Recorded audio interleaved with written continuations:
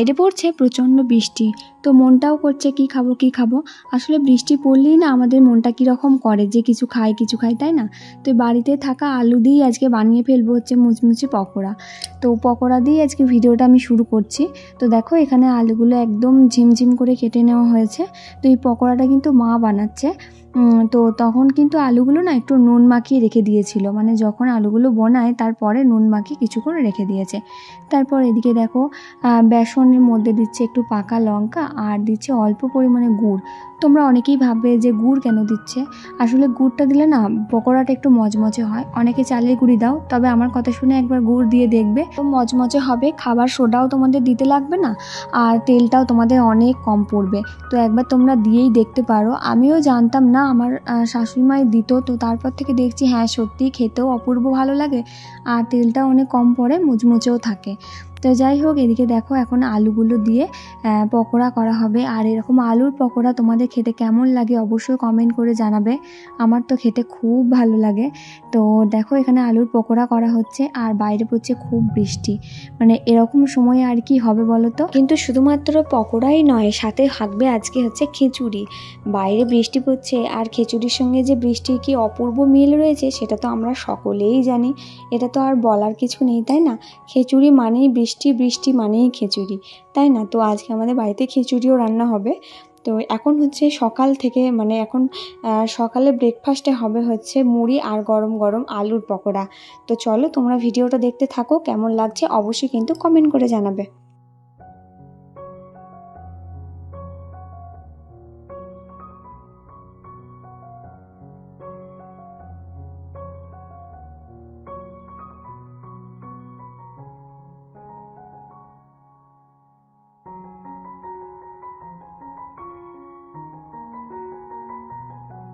এই যে দেখো বললাম না খিচুড়ি করা হবে, তার জন্য দেখো এখানে সয়াবিন ভেজানো দেওয়া আছে, আর হবে হচ্ছে আলু ভাজা। তো আলুগুলো আমি একটু জিরে জিরে করে কেটে নিয়েছি। আর এইদিকে দেখো রয়েছে হচ্ছে রসুন বাটা, তারপরে তোমার রয়েছে পেঁয়াজ কুচি, মানে খিচুড়ির জন্য যা যা লাগবে।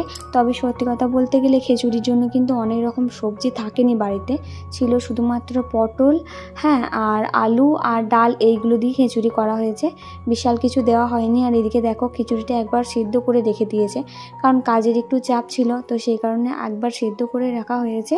একটু পর আরেকবার ফুটিয়ে নেবে, ব্যাস খিচুড়ি কিন্তু রেডি হয়ে যাবে। খিচুড়ির জন্য যদিও আগে থেকে কোনো প্ল্যান করা হয়নি, সেই জন্য আর অনেক রকম সবজিও নিয়ে আসা যায়নি।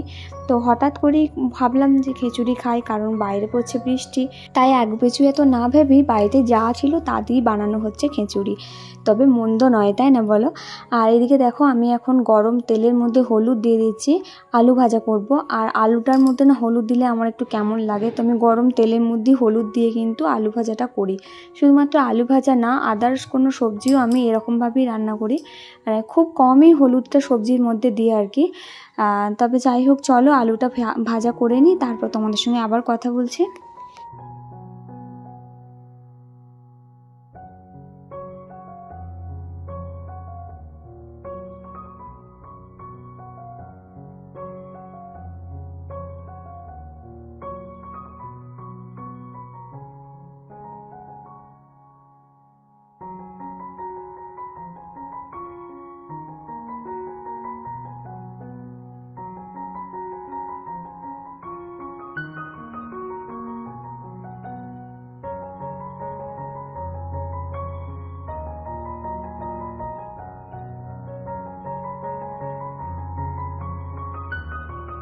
দেখো তোমাদের সঙ্গে কথা বলতে বলতে আমার আলু ভাজাও এদিকে কমপ্লিট। আর আজকে হবে কিন্তু খিচুড়ি, সাথে আলু ভাজা, থাকবে ডিম ভাজা।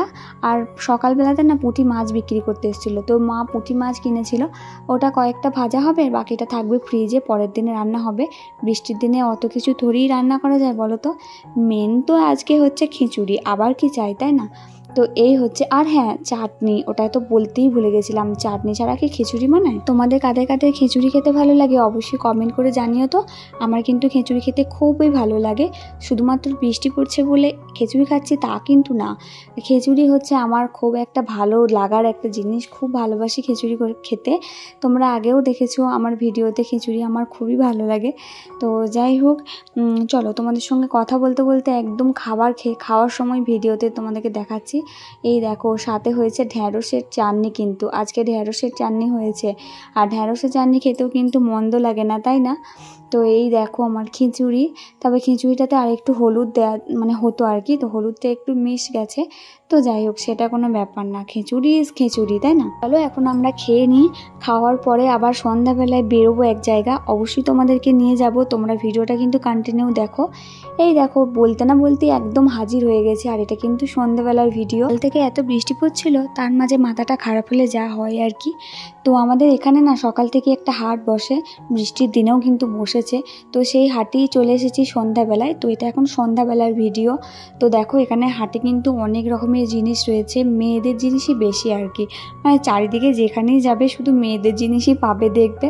এই হাটটা কিন্তু দেখো অনেকটাই বড়, তবে এখানে দিনের বেলায় সবজির হাট হয়, তারপরে হয় এরকম শাড়ি জিনিসপত্রের আর কি। তো দেখো বরের সঙ্গে বায়না করে কিন্তু চলেই এসেছি, তো চলো আগে তোমাদেরকে একটু দেখিয়ে নিই।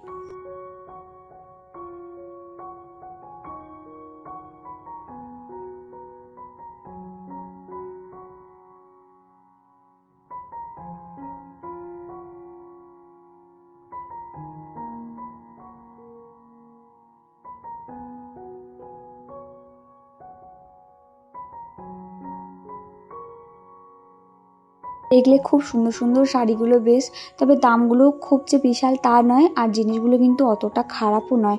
তো যাই হোক, আমরা একটু ঘোরার ছিল ঘুরে নিলাম, আর একটা জিনিস কেনার ছিল সেটাও কিনে নিয়েছি। এবার বাড়ি যাবার পালা। এটা কিন্তু অনেক বড় করে বসে, যেহেতু আজকে সকাল থেকে বৃষ্টি পড়ছিল সেই জন্য অনেক দোকানদানি বসেনি, না হলে কিন্তু আরও অনেক বড় করে হাটটা হয়। তো যাই হোক, তোমাদের হাটটা কেমন লাগলো অবশ্যই কমেন্ট করে জানাবে। বেশি বৃষ্টি পড়ায় আমরা চলে এসেছিলাম বাড়ি, বেশি ঘুরতে পারিনি। তো যাই হোক, আজকের ভিডিওটা তাহলে তোমাদের কেমন লাগলো অবশ্যই কমেন্ট করে জানাবে। আর তো ভালো লাগলে একটি লাইক করো, বন্ধুদের মাঝে শেয়ার করো। তো চলো দেখা হবে আবারও নেক্সট ভিডিওয়। টাটা।